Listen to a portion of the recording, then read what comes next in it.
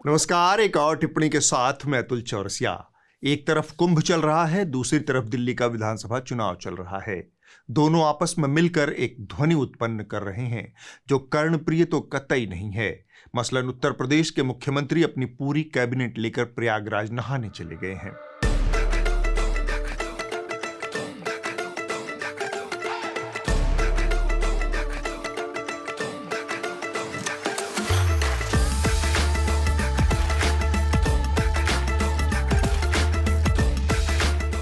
छप छप करते योगी और उनके कैबिनेट के सहयोगी अखबारों और टीवी चैनलों में छा गए।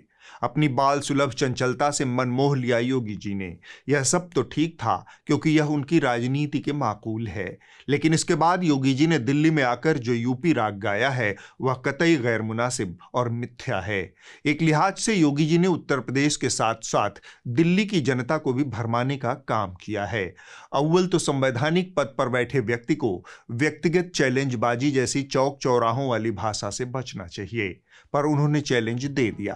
अगर एक मुख्यमंत्री के रूप में मैं और मेरे मंत्रीगण प्रयागराज के संगम में स्नान कर सकते हैं तो मैं पूछना चाहता हूं, दिल्ली में आम आदमी पार्टी के अध्यक्ष से अरविंद केजरीवाल जी से मैं पूछना चाहता हूं, क्या यमुना जी में वह भी अपने मंत्रियों के साथ जाकर के स्नान कर सकते हैं क्या? योगी जी ने यह चैलेंज केजरीवाल जी को दिया। यह सच है कि दिल्ली में यमुना बर्बाद हो चुकी है, लेकिन क्या उत्तर प्रदेश में बहने वाली गंगा और यमुना इतनी साफ सुथरी है कि योगी जी चैलेंज दे सकें? क्या योगी जी प्रयागराज की बजाय कानपुर में बहने वाली गंगा में अपनी पूरी कैबिनेट के साथ उसी बाल सुलभ चंचलता से छपकोइया स्नान कर सकते हैं? क्या योगी जी आगरा की यमुना में अपनी कैबिनेट के साथ नहान कर सकते हैं? इस चैलेंज के मद्देनजर कहीं जोश जोश में योगी जी सचमुच कानपुर या आगरा स्नान करने न चले जाएं, इसलिए कुछ जानकारियां मैं दिए देता हूं। ये आंकड़े कानपुर की गंगा नदी के हैं। कानपुर गंगा को प्रदूषित करने वाले सबसे बड़े शहरों में से एक है। यहाँ घरेलू सीवेज की वजह से गंगा सबसे ज्यादा प्रदूषित होती है। नमामि गंगे परियोजना के एक आंकड़े के मुताबिक यह शहर हर दिन 426 मिलियन लीटर सीवेज उत्पन्न करता है और शहर की सीवेज ट्रीटमेंट क्षमता प्रतिदिन सिर्फ 224 mld की है। प्रतिदिन 202 mld सीवेज बिना किसी ट्रीटमेंट के नदी में बहता है। कानपुर गंगा को प्रदूषित करने वाले प्रमुख शहरों में से एक है। घरेलू गंदगी यानी सीवरेज का इसमें एक बड़ा हिस्सा शामिल है। जल निगम के एक अधिकारी के अनुसार हर रोज करीब 450 mld घरेलू गंदगी की निकासी हो रही है। हालांकि दिसंबर से पहले जल निकासी की व्यवस्था में सुधार के प्रयास जारी हैं। एक आंकड़े के मुताबिक कानपुर शहर में फिलहाल 1370 किलोमीटर लंबी सीवेज लाइन है, जबकि शहर की जरूरत लगभग 5000 किलोमीटर है। फिलहाल शहर के सिर्फ 20% आबादी के पास सीवेज कनेक्शन है। घरों के लिहाज से देखें तो 5.67 लाख घरों में से केवल 1.15 लाख घर सीवेज सिस्टम से जुड़े हैं। ये जानकारियां देना जरूरी था, सवालों का जवाब मिले या ना। पाप नाशिनी गंगा में नहाकर चर्म रोग की गारंटी है। यह बात सच है कि दिल्ली में यमुना की मौत हो चुकी है, लेकिन यह बात भी उतनी ही सच है कि उत्तर प्रदेश में गंगा और यमुना दोनों की मौत हो चुकी है। ये नदियां अब सिर्फ हमारा और आपका मैला ढो रही हैं। इन नदियों की मौत की तमाम वजहों में से एक वजह है इनमें बहने वाले पानी के प्राकृतिक बहाव का शून्य होना। साल के करीब 8 महीनों तक गंगा और यमुना में इसके उद्गम स्थल से निकलने वाला पानी पहाड़ों से नीचे मैदानों तक पहुंचता ही नहीं। नदी सिर्फ अपने किनारे पर बसे नगरों और महानगरों के मलमूत्र के सहारे जिंदा नजर आती है। एक आंकड़े के मुताबिक गंगा नदी के पूरे बहाव में करीब 940 बड़े बांध, बराज और पनबिजली परियोजनाएं या तो बन चुकी हैं या निर्माणाधीन हैं। इसी प्रकार यमुना नदी के ऊपर करीब 46 बांध, बराज और पनबिजली परियोजनाएं मौजूद हैं। इससे नदी के पानी का प्राकृतिक बहाव बाधित रहता है। जगह जगह नदी का पानी रोक लिया जाता है, जिससे बड़े हिस्से में नदी सूखी पड़ी रहती है। मानसून के 2-3 महीने ही होते हैं जब नदी में मजबूरन पानी छोड़ना पड़ता है। बिना प्राकृतिक बहाव के नदी की मौत तय है। आप चाहे जितने सीवेज ट्रीटमेंट प्लांट बना लें, किसी नदी को मलमूत्र के सहारे जिंदा नहीं रखा जा सकता। अब हम फिर से योगी जी के चैलेंज पर आते हैं। उन्होंने कहा, क्या केजरीवाल जी दिल्ली की यमुना में उसी तरह डुबकी लगा सकते हैं जैसी उन्होंने प्रयागराज में लगाई? योगी जी के इस चैलेंज से लोगों के मन में एक सवाल जरूर आया होगा, आखिर जो यमुना दिल्ली में नाला बन जाती है और जो गंगा कानपुर तक आते आते दम तोड़ देती है, उसमें आगे जाकर प्रयागराज में इतना पानी कहां से आ जाता है और वह अपेक्षाकृत साफ सुथरी कैसे दिखती है? इसका जवाब एक खूबसूरत प्राकृतिक संयोग में छिपा है। इसमें किसी नेता या फिर किसी राजनीति की कोई भूमिका नहीं है। प्रयागराज से लगभग 300 किलोमीटर पहले इटावा जिले में एक गांव का नाम है बिठौली। बिठौली में मौजूद है पचनदा। आज से करीब 12-13 साल पहले मुझे यमुना के उद्गम से संगम तक की यात्रा करने का सुखद अवसर मिला था। मुझे यमुना की दशा पर एक सुदीर्घ रिपोर्ट लिखना था। यहाँ पचनदा का जिक्र बहुत दिलचस्प होगा। चंबल के बीहड़ों के बीच करीब 3-4 किलोमीटर पैदल चलकर पचनदा पहुंचा जा सकता है। यहाँ पर 4 छोटी और मझोली नदियों का संगम है। पचनदा में यमुना के साथ चंबल, क्वारी, सिंधु और पहुज नामक नदियां मिलती हैं। यह संगम स्थल जालौन, इटावा और औरैया जिलों की सीमा पर है। इन सब में चंबल एक बड़ी और भरी पूरी नदी है। चंबल के साथ सुखद संयोग यह है कि यह चंबल के बियाबान से बहती है। इसके किनारों पर कोई बड़ा नगर या फिर औद्योगिक हस्तक्षेप नहीं है, इसलिए चंबल आज भी कमोबेश एक साफ सुथरी नदी है। इसमें डाल्फिनें और चंबल के घड़ियाल पनपते हैं। इन नदियों के मिलने से यमुना, जो यमुनानगर, दिल्ली और आगरा में कई मौतें झेल चुकी है, वह फिर से जीवित हो जाती है और यही पानी प्रयागराज में जाकर गंगा में खुद को विलीन कर देता है, जिससे बनारस और उसके आगे की गंगा बनती है। लंबी कहानी संक्षेप में इतनी भर कि योगी जी जिस प्रयागराज में नहा रहे हैं, उसे बचाने में उनका योगदान उतना ही है जितना अरविंद केजरीवाल का यमुना बचाने में। आप भाग्यशाली हैं कि यूपी में यमुना के पास चंबल है। केजरीवाल जी इतने भाग्यशाली नहीं हैं। राजनीति निर्मम और बेदिल होती है। उसे अक्सर जिंदा हाड़ मांस के इंसानों के आंसू नहीं दिखते, तो नदियों के आंसू भला किसने देखे हैं? आगे बढ़ने से पहले एक जरूरी अपील। आप जैसे टिप्पणी के तमाम दर्शकों की एक सलाह थी कि न्यूज लॉन्ड्री की सब्सक्रिप्शन की दरें थोड़ी ज्यादा हैं। अब उनकी सलाह को ध्यान में रखकर हमने छोटी कीमत वाले सब्सक्रिप्शन के विकल्प शुरू किए हैं। अब आप 99 रुपए, 299 रुपए खर्च करके भी न्यूज लॉन्ड्री को सब्सक्राइब कर सकते हैं। एक चीज का ध्यान रखें, यह अलग समय है। आज से 20-30 साल पहले की राजनीति अलग थी, उसकी पत्रकारिता अलग थी। आज पत्रकारिता पूरी तरह से विज्ञापन दाताओं के चंगुल में कैद है। इसे आजाद करने का एक ही तरीका है, सब्सक्रिप्शन। आप जैसे लोग थोड़ा थोड़ा हर महीने पत्रकारिता में निवेश करेंगे तो पत्रकारिता भी विज्ञापन से आजाद होकर आपकी बात करेगी, जनहित की बात करेगी। फिर से दिल्ली के चुनावी महासंग्राम पर लौट आते हैं। पिछले 15-20 दिनों में हर पार्टी ने हर तबके के लिए छप्पर फाड़ योजनाओं की घोषणा की है, लेकिन उन घोषणाओं के बीच अगर किसी को घोषणा वीर की उपाधि दी जा सकती है तो वो निर्विवाद रूप से अरविंद केजरीवाल जी होंगे। 15 दिनों में केजरीवाल जी ने 15 प्रेस कॉन्फ्रेंस की और 15 अलग अलग योजनाओं की घोषणा की। इसके अलावा उनकी पार्टी के तमाम अन्य नेताओं ने भी प्रेस कॉन्फ्रेंसें की। वो सारी बोनस में थी। काम की कॉन्फ्रेंस अरविंद जी ने ही की। आप उसकी एक झलक देख लीजिए। आज मैं डॉक्टर अंबेडकर स्कॉलरशिप का ऐलान करता हूं। 60 साल से ऊपर के हमारे जितने बुजुर्ग हैं, उन बुजुर्गों का पूरा इलाज फ्री करवाया जाएगा। इसकी चुनाव के बाद हम योजना लेके आएंगे। ये वाली योजना जो 1000 रुपए की आज पास की है, इसको बदल के 2100 रुपए करेंगे। पुजारियों को और गुरुद्वारे में ग्रंथियों को हर महीने सम्मान राशि देने का प्रावधान है। सिस्टम बनाएंगे जिससे किराएदारों को भी फ्री बिजली और फ्री पानी का बेनिफिट मिलना चालू हो। हमारी सरकार बनने पर दिल्ली सरकार धोबी समुदाय कल्याण बोर्ड का गठन करेगी। घोषणाओं की इस बौछार में मीडिया संस्थानों की हालत ये हो गई कि कईयों ने केजरीवाल प्रेस कॉन्फ्रेंस नामक बीट का गठन ही कर डाला। रिपोर्टर सुबह उठता, दतुअन मंजन करता, सीधे आप के दफ्तर भागता, वहां केजरीवाल जी की प्रेस कॉन्फ्रेंस अटेंड करता, फिर उन घोषणाओं को दिल्ली वासियों तक पहुंचाता और फिर घर चला जाता। 20 दिनों तक रिपोर्टर की यही गति बनी रही। खुद रिपोर्टरों ने भी केजरीवाल जी से बड़ी उम्मीदें लगा रखी थी। सोते जागते वो सपने देख रहे थे। सपने में उन्हें दिखता कि हर दिल्लीवासी के लिए घोषणा करने के बाद एक दिन Kejriwal ji press conference cover कर रहे पत्रकारों के लिए भी एक घोषणा अवश्य करेंगे।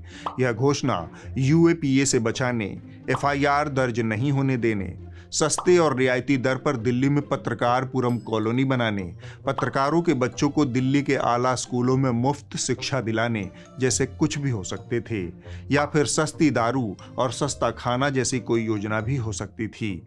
ध्यान रहे, अब प्रेस क्लब भी मनरेगा आधारित श्रमजीवी पत्रकारों के लिए बेहद महंगा हो गया है। लेकिन उम्मीद में हर दिन घर से केजरीवाल जी की प्रेस कॉन्फ्रेंस के लिए दौड़ रहे पत्रकारों के लिए केजरीवाल जी ने कोई घोषणा नहीं की। खबर है कि इससे Kejriwal ji press conference beat के पत्रकारों में निराशा और नाराजगी है।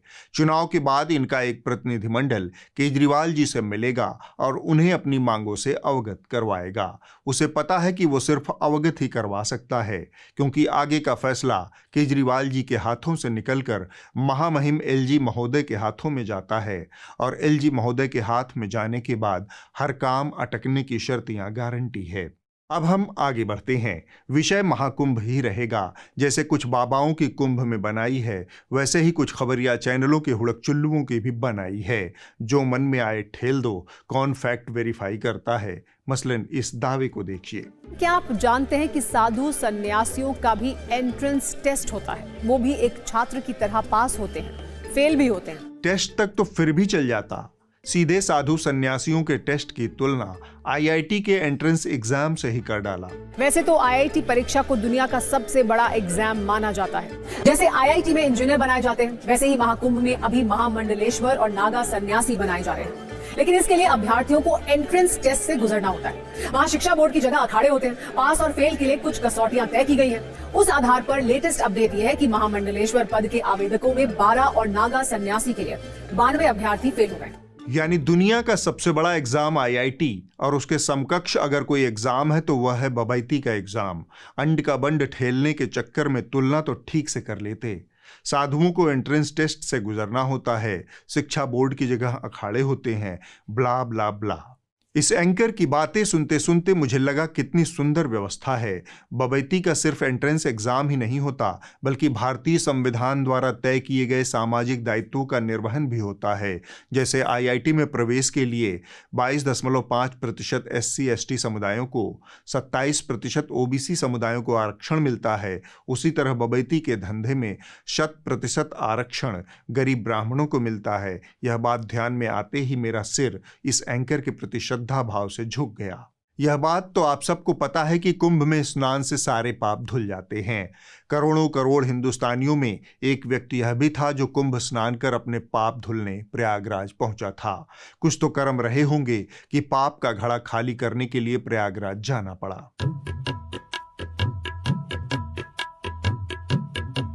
गंगा स्नान के बाद वापस दिल्ली लौटे शिरोमणि फिर से उसी ढर्रे पर चल दिए। वही हिंदू मुसलमान, वही सांप्रदायिकता, वही नए सिरे से पाप का घड़ा भरने की कोशिशें। शिरोमणि ने बताया कि 2014 से पहले लोगों को अपनी धार्मिकता प्रदर्शित करने से रोका जाता था। अब वो शर्म खत्म हो चुकी है। सांप्रदायिक होना अब सम्मान की बात है। जब उत्तर प्रदेश में समाजवादी पार्टी की सरकार थी और मुख्यमंत्री थे अखिलेश यादव, और देश में यूपीए की सरकार थी और प्रधानमंत्री थे डॉक्टर मनमोहन सिंह, उस समय देश के बहुत सारे हिंदुओं में एक ऐसी धारणा बन गई थी जिसमें उन्हें धार्मिक होने पर यह एहसास कराया जाता था कि वो धर्मनिरपेक्षता के खिलाफ काम कर रहे हैं। अगर हिंदू कोई तिलक लगाकर बाहर निकलता था, कोई हिंदू सार्वजनिक रूप से अपने धर्म का प्रदर्शन करता था, तो इसे सांप्रदायिक माना जाता था। शिरोमणि के अनुसार दुनिया में दो तरह के रक्षक हैं। एक वह जो पढ़ लिख कर बम बन जाते हैं, और दूसरा जो पढ़ लिख कर सनातन की रक्षा करते हैं। धर्म के रक्षक भी आज दुनिया में दो प्रकार के। एक लोग वो हैं जो पढ़ लिख कर भी आतंकवादी बन जाते हैं और धर्म की रक्षा के नाम पर हिंसा फैलाते हैं, और दूसरे लोग वो हैं जो पढ़ लिख कर अध्यात्म को अपनाते हैं और तपस्या और सेवा और भक्ति के भाव से सनातन धर्म की रक्षा करते हैं। शिरोमणि सनातन की महिमा बखान रहे थे, उसी दौरान अमेरिका में डोनाल्ड भाई ट्रंप का शपथ ग्रहण समारोह हो गया। 10,000 किलोमीटर दूर बैठकर चापलूसी भी करनी है, महामानव को खुश भी करना है। ये सब कैसे हो? यह सब ट्रंप जी और मोदी जी के विचारों में समानता स्थापित करके भी हो सकता है। राष्ट्रपति ट्रंप ने कहा कि यह अमेरिका के स्वर्णिम युग की शुरुआत है और यह बात प्रधानमंत्री मोदी भी कई बार भारत के लिए कह चुके हैं। राष्ट्रपति ट्रंप ने कहा कि अमेरिका में बिना नस्लीय भेदभाव के सबका विकास होगा और आपको पता ही होगा कि प्रधानमंत्री मोदी भी सबका साथ सबका विकास की बात यहां कहते हैं। तो दोनों नेताओं के भाषणों में कुछ समानताएं आज दिखाई देती है।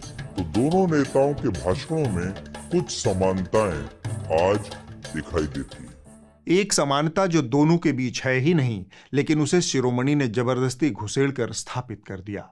राष्ट्रपति ट्रंप ने कहा कि ईश्वर ने उन्हें इसलिए बचाया ताकि वो अमेरिका को फिर से महान बना सके। ये बात प्रधानमंत्री मोदी अपने भाषणों में भारत के लिए भी कई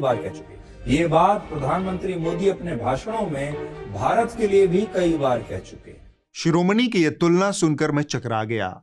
ट्रंप के ऊपर गोली चली, गोली कान छूकर निकल गई, यह तो हम सबको पता है। पर मोदी जी के ऊपर जानलेवा हमला कब हुआ, कैसे हुआ और वो कैसे बचे और किस तरह से भारत को महान बनाने निकल पड़े? क्या ये शिरोमणि की अपनी कल्पना थी? फिर मैंने दिमाग पर थोड़ा और जोर डाला, तब मैंने पाया कि असल में शिरोमणि सच बोल रहे हैं। मोदी जी ताउम्र गोली और गोलों से बचते आ रहे हैं। 92 में चारों तरफ गोलियां चल रही थी, तब वो लाल चौक पर झंडा फहराने गए थे। अभी 2 दिन पहले गणतंत्र दिवस के मौके पर राष्ट्रपति के सम्मान में 21 तोपों की सलामी दी गई। मोदी जी पास में ही खड़े थे, सारे गोले उनके अगल बगल ही गिरे होंगे, मोदी जी बाल बाल बच गए होंगे। तब मुझे लगा कि नहीं, तिहाड़ शिरोमणि ट्रंप जी के साथ जो तुलना कर रहे थे वो एकदम ठीक था। एक होता है एहसास कमतरी और उससे भी एक पायदान नीचे होता है आत्मसम्मान और स्वाभिमान से रिक्त मनुष्य। मैं अंजना ओम कश्यप की बात कर रहा हूं। पहले ये लहजा और एक्सेंट देख लीजिए। If you were talking to Trump right now, what would that one thing be that you would say to him? Thank you. Thank you for all you've done. And I would literally cry. I would start crying. Yeah, start crying. Yeah, you're getting teary-eyed. Oh God. एक बात मतलब ये बारिश नहीं, सिर्फ आंखों में भी इनकी बरसात हो रही है। What do you like about him? क्या अच्छा लगता है? What do you like? What do you like about him? क्या अच्छा लगता है? What do you like? He's for us. He's for us. He's real. He loves us. These tears are real. How excited are you all that Donald Trump has taken over as the 47th president? I'm very optimistic about what happened today for the future of America and the future of the world and the future of India. जरूरी नहीं था कि एक नकली आदमी के सामने इस तरह नकली जुबान का इस्तेमाल करना, लेकिन इस एहसास कमतरी का क्या कीजिए। गोरा आदमी देखा और लपर चपर शुरू। आगे और भी कई चीजें हुई जिन्हें देखकर आप समझ जाएंगे कि मैंने क्यों एहसास कमतरी या स्वाभिमान से रिक्त कहा। मोदी जी की समस्या चापलूसी के अतिरेक से पीड़ित अंजना ओम कश्यप जैसे दरबारी हैं। कुछ चीजें जो शटल हैं, पर्दे के पीछे, कारपेट के नीचे दबी हुई हैं, उन्हें अपनी कूढ़मगजी और जहालत से ये सड़क छाप सार्वजनिक चर्चा का केंद्र बना देते हैं। मसलन ट्रंप के शपथ ग्रहण में शी जिनपिंग या जॉर्जिया मेलोनी को निमंत्रण देना और मोदी जी को नहीं बुलाना तब तक सार्वजनिक चर्चा का विषय नहीं था, जब तक कि अंजना जी ने नकली लहजे में मोदी जी की इज्जत दांव पर नहीं लगा दी। प्रधानमंत्री नरेंद्र मोदी के साथ डोनाल्ड ट्रंप का जो रिश्ता आने वाले दिनों में होगा, जिस तरह से वो भारत आएंगे या फिर प्रधानमंत्री नरेंद्र मोदी को यहाँ पर बड़े न्योते के बाद बुलाएंगे और बड़ा आयोजन होगा, उसको पूरी दुनिया देखेगी। प्रधानमंत्री नरेंद्र मोदी को यहाँ पर बड़े न्योते के बाद बुलाएंगे और बड़ा आयोजन होगा, उसको पूरी दुनिया देखेगी। इज्जत दांव पर लगाकर चापलूसी का कारनामा देखिए। बंदा भारत की बात कर रहा था, मोहतरमा को मोदी की याद आ रही थी। ओहो। So are you an admirer of Narendra Modi? Are you an admirer of Narendra Modi? इस बेशर्म चापलूसी ने अच्छाई कम और जग हंसाई ज्यादा की है। इसी तरह के काम सुशांत सिन्हा भी कर रहा था। मोदी जी और ट्रंप के 36 के 36 गुण मिला दिए। जो काम नरेंद्र मोदी पहली बार सत्ता में आते ही भारत में कर चुके थे, ये लाल फीताशाही खत्म करो, ये झुट्ठे का खर्चा खत्म करो, बंद करो, ये सब वो अब डोनाल्ड ट्रंप करने वाले हैं। पहले दिन से आके ही धड़ाधड़ फैसले लेना, यहाँ मोदी से लेकर गए उधर डोनाल्ड ट्रंप, और यहाँ पर खर्चा कम करो वाला हिसाब भी उधर कॉपी कर लिया। इसे मोदी जी के निमंत्रण की याद नहीं रही, लेकिन एस जयशंकर की पहली पंक्ति में उपस्थिति ही छाती पीटने का सबब बन गई। आप डोनाल्ड ट्रंप के शपथ ग्रहण समारोह की तस्वीरें देखिए। इस समारोह में भारत के विदेश मंत्री एस जयशंकर फ्रंट रो में बैठे हैं बॉस, फ्रंट रो में। जब ट्रंप मंच पर शपथ ले रहे थे तो उनके ठीक सामने सबसे आगे भारत के विदेश मंत्री एस जयशंकर बैठे हुए, जबकि भारत ना तो नेटो देश का सदस्य है, ना ही कोई ऐसा पुराना पश्चिमी देश जिसके अमेरिका से बहुत मजबूत संबंध रहे। फिर भी इस समारोह में जयशंकर को वो जगह दी गई जो प्रोटोकॉल को एक तरीके से साइड करके दी गई। इस समारोह में जयशंकर को वो जगह दी गई जो प्रोटोकॉल को एक तरीके से साइड करके दी गई। हर बात में चीन को लपेटना, बेमतलब चीन से तुलना करना, ये सब मिलकर मोदी जी की छवि को अच्छा बनाने की बजाय देश के प्रधानमंत्री को हंसी का पात्र बनाते हैं। ये अफवाह लंबे समय से फैली हुई थी कि मोदी जी को ट्रंप ने शपथ ग्रहण में नहीं बुलाया। अंजना या सुशांत की तुलना के लिहाज से कोई पलट कर पूछ ले कि चीन के राष्ट्रपति को तो आमंत्रित किया था, मोदी जी को नहीं किया, तो इसमें सम्मान की क्या बात हुई? शायद इसका भी कोई थथरई भरा जवाब इनके पास होगा। अब हम इस हफ्ते की रिपोर्ट देख लेते हैं। जो कही जा रही थी बातें के अंदर में इस हफ्ते की रिपोर्ट बीबीसी हिंदी पर विष्णुकांत तिवारी ने की है। मध्य प्रदेश के छतरपुर जिले के कुछ गांवों का अस्तित्व खत्म होने वाला है, क्योंकि ये गांव अब केन बेतवा रिवर लिंक परियोजना के दायरे में आकर डूब जाएंगे। प्रधानमंत्री ने हाल ही में इसका नए सिरे से उद्घाटन किया है। ऐसे करीब 21 गांव हैं जिनके डूबने की आशंका है। ये तो हमारे साथ धोखा है कि हमको ये आजादी के बाद भी हम लोगों को बिजली नहीं दी गई है। आज दूसरों को बिजली देने के लिए हमें यहाँ पानी में डुबोया जा रहा। लाइट हम पैदा भी नहीं हुए थे जब से नहीं है, हम पैदा भी हो गए, हमें पता ही नहीं है लाइट है कि नहीं है, ऐसे अंधेरे में रहते हैं। तो हमने तो अपना जिंदगी जैसे कुछ काट सकते हैं, लेकिन आने वाला भविष्य हमारा यहाँ खत्म होने वाला है। सरकार बनवा रही और हम ग्रामों को कछु नहीं दे रही, आफत में ये डार रही। अगले हफ्ते होगी एक और टिप्पणी। नमस्कार।